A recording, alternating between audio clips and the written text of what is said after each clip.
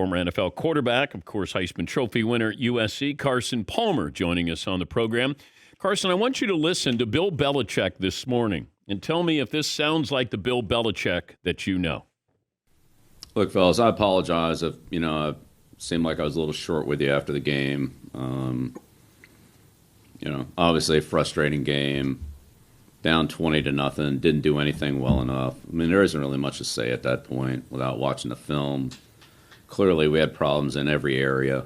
So, there was no simple answer. And, every play could have been better. Every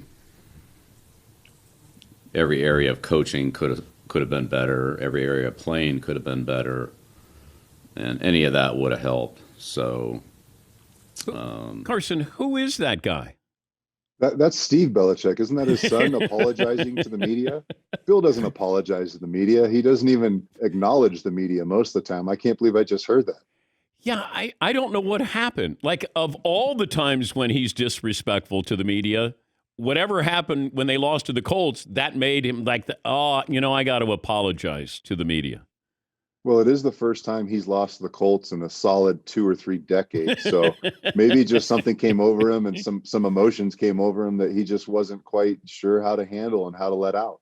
Did you see Brady during the game last night go over to Dennis Allen, who was filling in for Sean Payton, and he basically says, bleep you? Like he has an exchange with him? How often does that happen? It's only happened a handful of times. The New York Giants got a certain level of frustration out of Brady a couple different times in Super Bowls. And last night, I mean, they couldn't move the ball unless they were throwing little tiny short passes. And obviously with all the injuries they had at outside with their receiving core.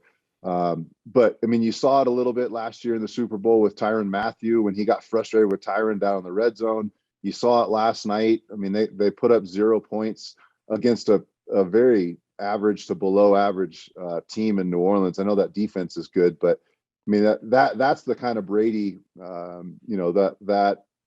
those exclamation points, those bleep you things you just don't typically see unless you really frustrate him. You hit him, you make him move off of his spot in the pocket, and that's what New Orleans did all night long. They kept him frustrated.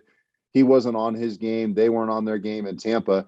And that defense they just continued to eat as the night went on and held them to 0 points. Have you ever yelled at an opposing coach during a game? I'm sure I have. I'm sure I have multiple times. It's just hard to actually get caught where you can actually mouth and see the words that you're saying to that individual. That very rarely happens. But you've seen it happen. I've seen it happen during games with Brady where he's yelling and screaming at guys. That's the intensity you want from your quarterback. That's the intensity you want out of the guys you're lining up in the huddle. You just don't want to get caught on TV with the bleep you. But can you play mad at that position? If anybody can, it's Brady. I mean, Brady's played in just about every mindset throughout the years, throughout his career. It's a little bit harder, when you're exchanging words on the sideline and just when you're throwing out the end of that bleep, the CK of that bleep, your headset starts coming in and here comes the next play. So you got to really quickly reload, get whatever thoughts that are in your head out so that you can hear that next play. Because now you're on the play clock. You only have 25 seconds to hear that play, get to the huddle and relay it. And that was just one of those nights. It's fun. I mean, unless you're a New England fan when he was there, a Tampa Bay fan, it's fun to see Brady get mad. It's fun to see him get animated and see him get blanked and see him put up a goose egg every once in a while because it's so rare. What did you think of John Harbaugh going for the win against the Packers? I loved it. I don't care what anybody says. He's down a bunch of guys there. Everybody on defense is essentially hurt. He's down his MVP quarterback. He knows if he kicks the extra point and goes to extra time, the odds aren't in his favor. When you go to extra periods and overtime and you don't have your quarterback and you don't have 6 starters on defense and you're down your left tackle and your right guard and so on, I like trying to go for the win and letting it ride. And it's really a gamble at that point, but it's just as much of a gamble going into overtime. Maybe you lose the coin toss. Again, you're down starters on defense, you're down starters on offense, trying to put the game away there and move on and get to next week. I get it. I love it. Unfortunately, it didn't work out this time. But I have the weapon of Justin Tucker. I can't. I have to acknowledge that if I get to overtime, yes, if they win the coin toss, there's a great chance they might go down and score a touchdown. But if we win the toss, I still have Justin Tucker to put us up 3 points and really put some pressure on Aaron Rodgers. So while I love that they went for it and John Harbaugh gave his team the confidence that he believed in them, I got a backup quarterback who had one read and he missed Hollywood Brown, who was wide open as well. I love Justin Tucker too, but we're talking about a kicker.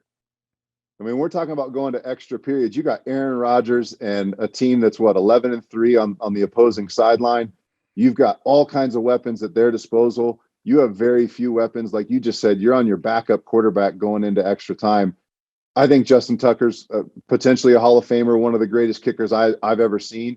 But at the end of the day, I like letting it ride and seeing if you can get out of there with a win in one play, as opposed to having to play another period after that. Are you sold on the Saints having a quarterback going into next season? No. The Saints will be drafting, trading, something will happen, but they will not move forward. I still, Taysom Hill just signed a contract, and it's a great contract to be a weapon and be kind of that utility knife that he can play on special teams. He can run down and cover kicks. He can play running back, receiver, quarterback. He will be in that system, obviously, with his new contract, but they will be looking for a new starting quarterback for sure. It feels like the Colts are succeeding, but not because of Carson Wentz. It feels like it's their defense and Jonathan Taylor. So what are they, 8-6? They're a playoff caliber team, but I just don't know how much can you rely on Carson Wentz? Carson Wentz is unfortunately not the quarterback we thought he was 4 years ago. I mean, Carson Wentz is right now, what he's put on tape over the last 3 years is he's an average quarterback. He's not in that top tier of 5 or 10 guys. He's not in the bottom tier of those bottom 5 or 10 guys. He's right in the middle of the pack. There's some plays that you watch when he plays, and that pick he threw into triple coverage kind of near the end of the game. There's just some plays you can't make if you are a top 5 or top 10 quarterback. Fortunately for Carson, they've got an unbelievable defense. I mean, they have some ball hawks. They have some receivers playing corner and safety.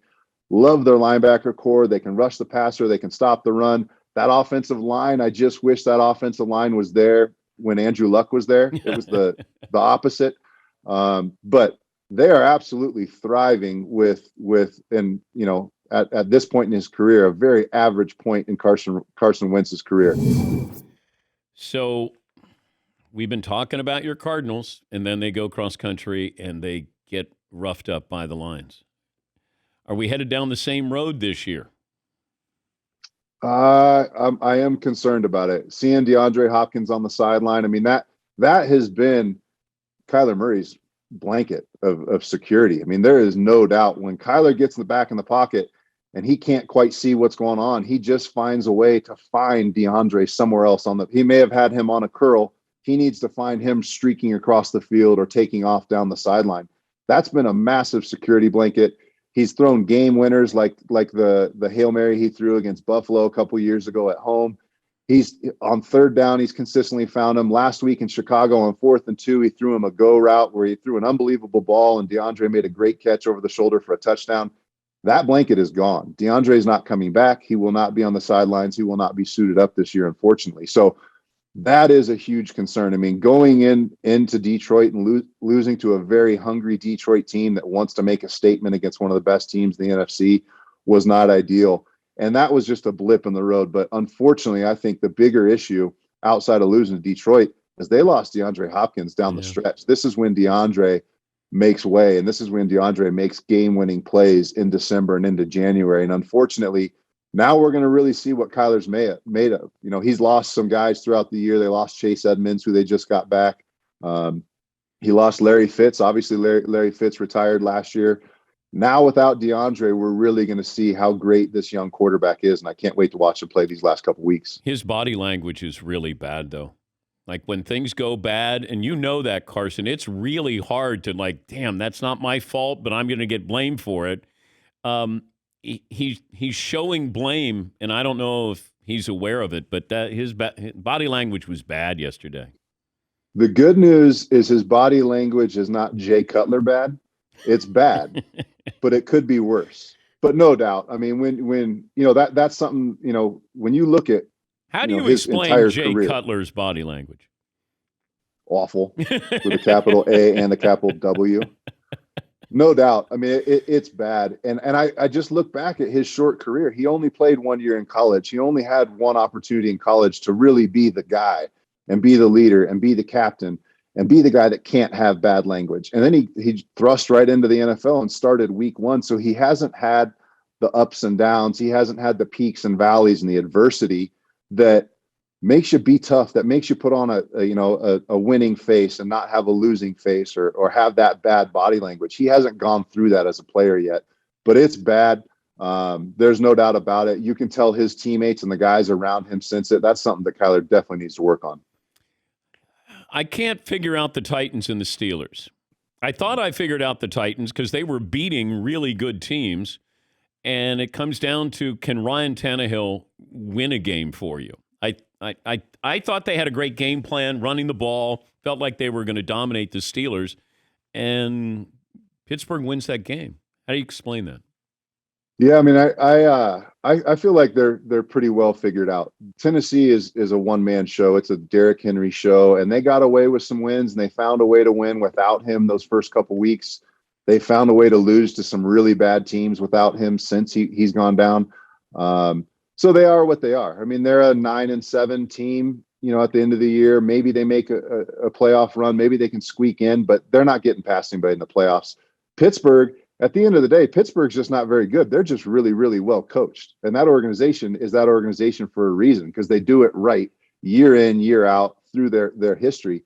They happen to have, Ben still, he's still a Hall of Famer. He's still one of the best that I ever played against personally. He's at the end of the road. But that team is just so well coached, and there is such a belief in Tomlin and his system and next man up mentality. We've seen that through his tenure. We've seen it through Coach Cowher's tenure before Mike Tomlin got there. That organization, that coaching staff, the way they're built, even when they're bad, that's a bad football team. There's a couple of good players on defense and a handful of pretty good players on offense, but that team is so well coached. That organization is so well run. They're going to win games they shouldn't. And they're going to beat some teams they have no business beating. And then they're because they're not that great, they're going to lose to some bad teams. They're going to get blown out like they did against Cincinnati a couple weeks ago. But that team will find a way to be a winning team like they have every year since Mike Tomlin's been there. And that's why you wanted Mike Tomlin as the next head coach at USC. Maybe Lincoln Riley leaves for the NFL, and then maybe we can get him. He's one of the best I ever played against, and I love watching his teams play. But they're just not that good on offense or defense, unfortunately. Were you treated worse by the fans in Pittsburgh or Cleveland? Pittsburgh, for sure. Absolutely. How so? There's just a hatred. You walk into Heinz Field, there's a hatred. It doesn't matter what jersey you got on. If it's not black and yellow, there's a certain hatred. And you feel it and you love it. And it's a great, great energy. Not that the energy in Baltimore is anything to shake a stick at, because I love playing in Baltimore. Baltimore is the most college-like atmosphere. They've got the band. They've got all these festivities. They've got the pregame intro where Ray Lewis and Terrell Suggs would do their dances. Two great venues, but there's nothing like, especially when you're an interdivision team and you're playing for the Bengals, Browns, or Ravens, and you walk into Heinz Field, especially on a Sunday night or a Monday night game, in that atmosphere against those fans. It's like having a 12th defender on the field sometimes, because they are so tense and the electricity in that stadium is so great. We've seen some of these quarterbacks. Kenny Pickett's not going to play in the Peach Bowl. And I'm curious, when the playoffs expand to 12 schools, then you're going to have some real hard decisions by some of these players. I don't have any problem if, Kenneth Walker doesn't want to play in the Peach Bowl as a running back. Any running back you don't want to play, or Pickett doesn't want to play. But what's it going to be like, though, when we get to the playoffs and now you're going to be playing in a playoff game as opposed to the Peach Bowl? I think there's going to be far fewer players tapping out and saying they're not going to play if their team is in the playoffs. Now, if they're in some bowl that just got named last month that we don't know about, I can understand a guy sitting out. But as soon as you have a chance to play for a national championship, and it is dependent on whether you win or lose that week, I think a majority of those guys, if not 100% of them, decide they're going to play and they're going to be there for their team and see if they can win a national championship. Always great to talk to you, Carson. Thanks for joining us. Talk to you next week. Thanks, Dan. That's Carson Palmer, former NFL quarterback, Heisman Trophy winner at USC.